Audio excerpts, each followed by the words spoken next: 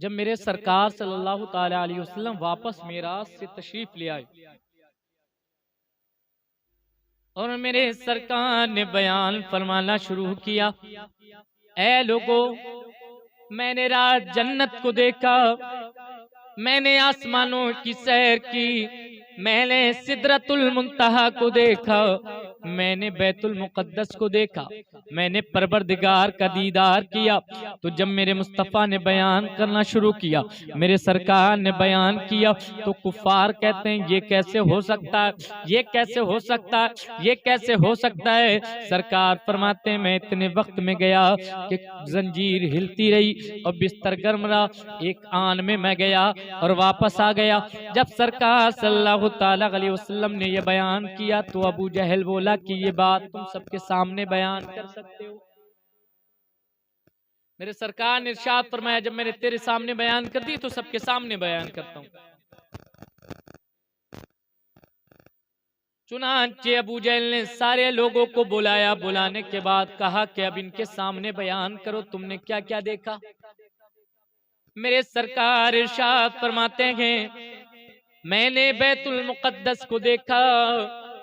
جب سرکار نے یہ ارشاد فرمایا تو کفار جانتے تھے کہ ابھی تک یہ بیت المقدس گئے نہیں ہیں، انہوں نے بیت المقدس کو دیکھا نہیں۔ کفار نے کہا اگر دیکھا ہے تو بتاؤ بیت المقدس کیسا ہے، بتاؤ اس میں دروازے کتنے گئے ہیں، بتاؤ اس میں کھڑکیاں کتنی ہیں، بتاؤ اس کے چھت کا رنگ کیا ہے، اس کی فلاں چیز کا رنگ کیا ہے، اس کی فلاں چیز کا رنگ کیا ہے۔ میرے سرکار صلی اللہ تعالی علیہ وسلم ارشاد فرماتے ہیں کفار مکہ مجھے آزمانے کے لیے مجھ سے پوچھنے لگے، مجھے آزمانے لگے کہ بتاؤ فلاں چیز کا رنگ کیا ہے، کہ بتاؤ اس میں کتنے دروازے ہیں، بتاؤ اس میں کتنی کھڑکیاں ہیں، بتاؤ فلاں کھڑکی کدھر کو کھلتی ہے۔ میرے سرکار صلی اللہ تعالی علیہ وسلم ارشاد فرماتے ہیں کفار ادھر مجھ سے پوچھتے تھے، ادھر پروردگار نے حضرت جبریل کو حکم دیا کہ بیت المقدس کو میرے مصطفیٰ کے سامنے رکھ دو۔ اب بیت المقدس میرے سرکار کے سامنے تھا۔ سرکار ارشاد فرماتے ہیں ادھر کفار پوچھتے جاتے، ادھر میں دیکھتا جاتا، ادھر یہ کھڑکیاں پوچھتے میں گن کر کے بتا دیتا، ادھر یہ دروازے پوچھتے میں گن کر کے بتا دیتا، ادھر یہ دیواروں کے رنگ پوچھتے میں گن کر کے بتا دیتا۔ میرے سرکار ارشاد فرماتے ہیں یہ پوچھتے جاتے تھے اور میں دیکھ کر کے بیان کرتا جاتا تھا۔ جب میں نے بیت المقدس کی ساری کیفیات بیان کر دی، ساری چیزیں بیان کر دی، اب کفار نے اور پوچھنا شروع کیا کہ اے محمد اگر تم بیت المقدس گئے ہو تو ذرا یہ بتاؤ ہمارے قافلے جو اس کی طرف پہنچے ہیں تمہیں وہ کہاں ملے اور تم نے انہیں کس کیفیت میں پایا، کس حال میں پایا۔ میرے سرکار صلی اللہ تعالی علیہ وسلم ارشاد فرماتے ہیں اے پوچھنے والوں سنو، تمہارا پہلا قافلہ مجھے مقام روحہ میں ملا۔ میرے سرکار صلی اللہ تعالی علیہ وسلم ارشاد فرماتے ہیں ان کا ایک اونٹ گم ہو گیا، وہ اس اونٹ کو تلاش کرنے کے لیے نکلے۔ سرکار ارشاد فرماتے ہیں جیسے میں ان کے قریب ہوا مجھے پیاس لگی، میں نے دیکھا کہ ایک اونٹ کے اوپر ایک کجابے میں ایک پیالہ ہے، اس میں پانی موجود ہے۔ سرکار ارشاد فرماتے ہیں میں اس پانی کو پینے کے لیے اترا اور میں نے وہ پانی پیا، اور جیسے ہی میں پانی پی کر کے فارغ ہوا سرکار ارشاد فرماتے ہیں وہ شخص جو اپنا اونٹ تلاش کرنے کے لیے نکلا تھا وہ واپس آ گیا۔ میرے سرکار ارشاد فرماتے ہیں پھر رخصت ہوتے وقت میں نے انہیں سلام کیا تو انہوں نے کہا یہ تو محمد کی آواز معلوم ہوتی ہے۔ میرے سرکار ارشاد فرماتے ہیں جب وہ لوگ آ جائیں تو ان سے پوچھنا کہ تمہارے یہاں کسی نے پانی پیا تھا کہ نہیں پیا تھا۔ میرے سرکار ارشاد فرماتے ہیں اب دوسرے قافلے کا حال سنو، تمہارا دوسرا قافلہ مجھے مقام ذی فجا میں ملا تھا۔ سرکار ارشاد فرماتے ہیں اس میں دو لوگ ایک اونٹ پہ سوار تھے، دونوں دوست تھے، اور ان میں سے ایک کا نام یہ ہے، ان میں سے ایک کا نام یہ ہے۔ میرے سرکار ارشاد فرماتے ہیں جب میرا براق ان کے قریب سے گزرا تھا تو ان کا اونٹ بھی دب گیا، اور جب ان کا اونٹ بدکا وہ لوگ زمین پہ گر گئے تو ان میں سے ایک کا ہاتھ ٹوٹ گیا تھا۔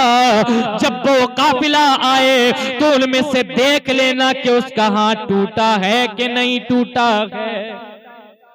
میرے سرکار صلی اللہ تعالیٰ علیہ وسلم ارشاد فرماتے ہیں اے لوگو سنو، تمہارا تیسرا قافلہ مجھے مقام تلوین میں ملا۔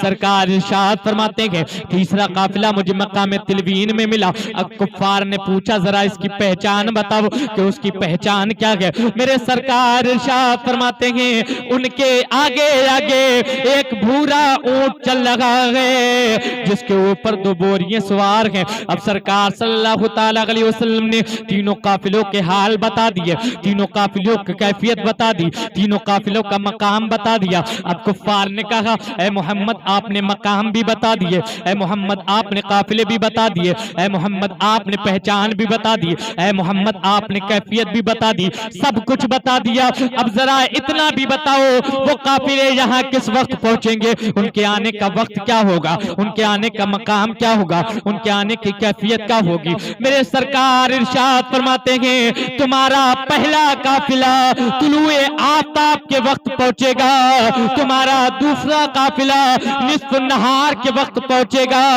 اور تمہارا تیسرا قافلہ غروب آفتاب تک مکہ پہنچ جائے گا۔ میرے سرکار صلی اللہ تعالیٰ علیہ وسلم نے تینوں قافلوں کی کیفیت، ان کا حال، ان کا وقت بتا دیا۔ اب جب میرے سرکار صلی اللہ تعالیٰ علیہ وسلم نے بتا دیا تو کفار تو اس موقع کی تلاش میں تھے کہ کسی طریقے سے محمد کو جھوٹا ثابت کر دیا جائے،